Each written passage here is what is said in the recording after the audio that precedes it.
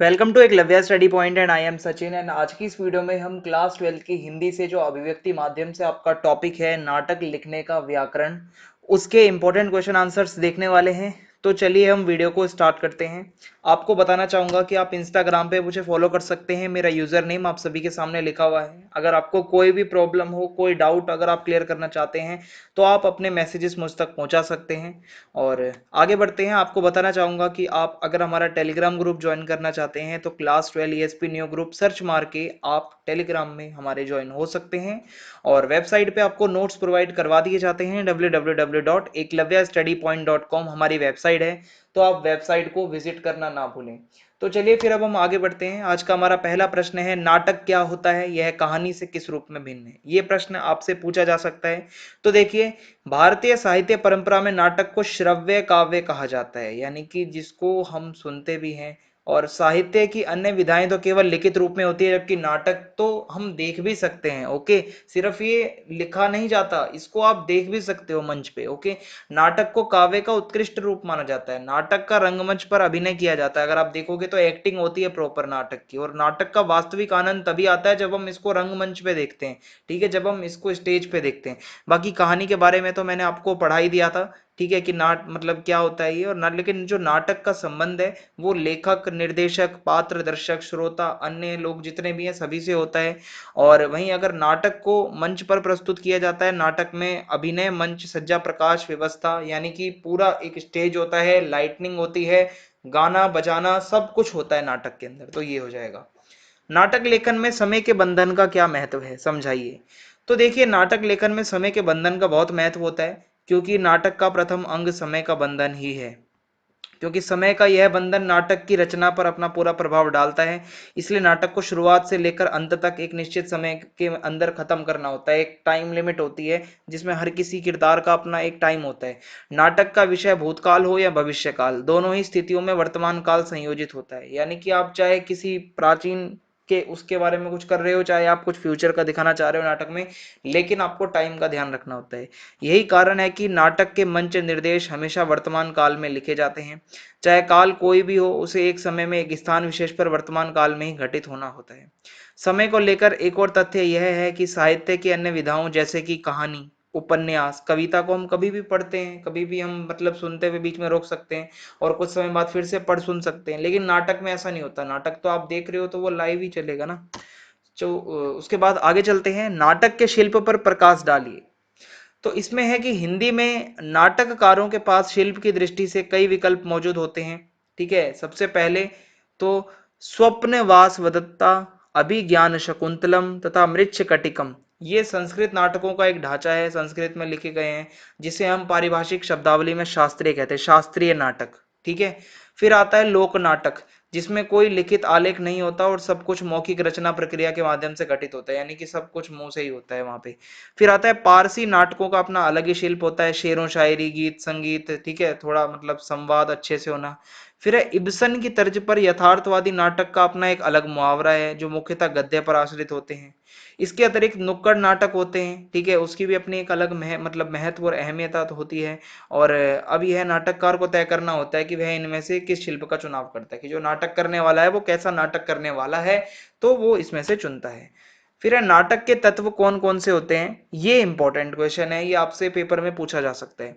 तो नाटक में पहला होता है कथानक। ओके, नाटक का कथानक जो है वो ऐतिहासिक, पौराणिक, धार्मिक, सामाजिक या काल्पनिक होता है। इसके विकास की चार अवस्थाएं मानी जाती हैं, आरंभ, विकास, संघर्ष और चरमोत्कर्ष। यानी कि जो भी नाटक का एक पूरा कथानक तैयार किया जाता है, एक उसका स्टार्टिंग पॉइंट होता है, उसका विकास होता है धीरे धीरे, फिर कुछ संघर्ष आते हैं नाटक में, लास्ट में क्लाइमेक्स आता है।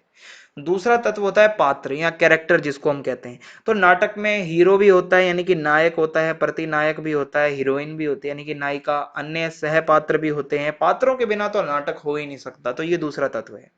फिर है संवाद, यानी कि कन्वर्सेशन।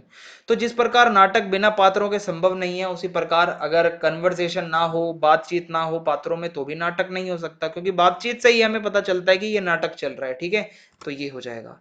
फिर संवाद भी दो प्रकार के होते हैं, स्वगत और प्रकट। स्वगत कथन से आशय ये है कि कोई पात्र अपने मन में जो कुछ सोचता है उसे इस प्रकार कहलवाया जाता है कि दूसरा पात्र ना सुन पाए। ठीक है, और प्रकट कथन एक पात्र का वह संवाद होता है जो दूसरे पात्रों को संबोधित करते हैं। ठीक है, तो ये दो तरीके के संवाद होते हैं। और देश काल वातावरण यानी कि परिवेश, जैसा परिवेश होता है यानी कि जिस हिसाब से उसका वातावरण होता है उस हिसाब से उसको अपनी भाषा चुननी होती है, वेशभूषा, संवाद भी उसी हिसाब से बोली में करना होता है। फिर है भाषा शैली। देखिए, नाटक के संवाद किसी ना किसी भाषा में ही होते हैं। ठीक है, आम बोलचाल की भाषा हो सकती है, संस्कृत हो सकती है। तो नाटक की भाषा उसी काल की होनी चाहिए जिस काल का कथानक हो, यानी कि जिस हिसाब से मतलब वो है उसका वो मतलब कथानक है वैसी ही उसकी भाषा शैली होनी चाहिए। फिर है उद्देश्य। नाटक एक ऐसी विधा है जिसका प्रदर्शन कई लोग एक साथ देखते हैं, यानी कि बहुत ज्यादा लोग देखते हैं, अतः यह आवश्यक हो जाता है कि नाटक समाज में कोई उद्देश्य के लिए हो। ठीक है, मतलब कोई मैसेज देता हो। तो जब भी आप कोई नाटक देखोगे तो लास्ट में आपको एक मैसेज मिलता है नाटक का। फिर है रंग निर्देश। रंग निर्देश का मतलब है अभिनेताओं को नाटक की प्रस्तुति के समय कब क्या करना है, इस प्रकार के निर्देश रंग निर्देश कहलाते हैं। ये भी एक तत्व होता है इसका कि कैसे कैसे क्या क्या चीजें करनी है।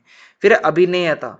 नाटक की सच्ची कसौटी उसकी रंगमंच पर सफल प्रस्तुति होती है, यानी कि कितने अच्छे से आप नाटक कर रहे हो, आपकी एक्टिंग कैसी है। अभिनेता यानी कि एक्टिंग, एक्टिंग कितनी अच्छी है उतना ही अच्छा नाटक होगा। फिर है वेशभूषा। जिस प्रकार की भूमिका आपको दी गई है, यानी कि ग्रामीण भूमिका है तो वेशभूषा ग्रामीण होगी, धोती पहनी होगी। शहरी है या जंगली है या जो भी है उस प्रकार की ही वेशभूषा आपको पहनाई जाती है। तो इस प्रकार से ये जो नाटक के कुछ इंपॉर्टेंट तत्व थे मैंने आपको बता दिए हैं। मैं आपको बार बार कह रहा हूं ये पेपर में पूछा जा सकता है प्रश्न और इंपॉर्टेंट था। इसके अलावा जो भी मैंने आपको प्रश्न अभी तक करवाए हैं वो सारे ही इंपॉर्टेंट है, नाटक से रिलेटेड यही प्रश्न आपके बनते हैं पेपर के लिए। तो आप एक प्रश्न और देखिए, उसके बाद हम इस वीडियो को खत्म करेंगे। नाटक में टकराहट की स्थिति कब उत्पन्न होती है? तो नाटक एक जीवंत माध्यम है। जब भी कोई दो चरित्र आपस में मिलते हैं तो विचारों का आदान प्रदान होने में टकराहट का होना भी स्वाभाविक होता है, यानी कि दो लोग मिलेंगे तो कुछ बातें वो बोलेगा तो कुछ वो भी बोलेगा। यही कारण है कि रंगमंच प्रतिरोध का सबसे सशक्त माध्यम है। वह कभी भी यथास्थिति को स्वीकार नहीं कर सकता, इसी कारण उसमें अस्वीकार की स्थिति बराबर बनी रहती है। कोई भी जीता जागता संवेदनशील प्राणी वर्तमान परिस्थितियों को लेकर असंतुष्टि, छटपटाहट, प्रतिरोध और अस्वीकार जैसे नकारात्मक तत्वों की जितनी ज्यादा उपस्थिति होगी वह उतना ही गहरा और सशक्त नाटक होगा। यानी कि हाँ में हाँ मिलती जाएगी तो फिर नाटक में मजा नहीं आएगा ना, कोई तो उसका बात को काटने वाला भी हो। हम अंधा युग, तुगलक आदि नाटकों में इसे हम देख सकते हैं। यही कारण है कि आधुनिक नाटककारों को राम की अपेक्षा रावण, प्रहलाद की अपेक्षा हिरण्यकश्यप, कृष्ण की अपेक्षा कंस अधिक आकर्षित करते हैं। ठीक है, आप कभी भी देखोगे तो जो नेगेटिव रोल वाले होते हैं उन पे ज्यादा फोकस किया जाता है नाटकों में, अगर आप कहीं भी देखोगे। ठीक है, तो ये हो जाएगा। तो इसी के साथ वीडियो समाप्त होती है। चैनल को सब्सक्राइब करना ना भूलें, ज्यादा से ज्यादा आप वीडियो को शेयर कर दें, कमेंट करके जरूर बताएं वीडियो आपको कैसी लगी। जय हिंद, जय भारत, बहुत बहुत धन्यवाद आप सभी।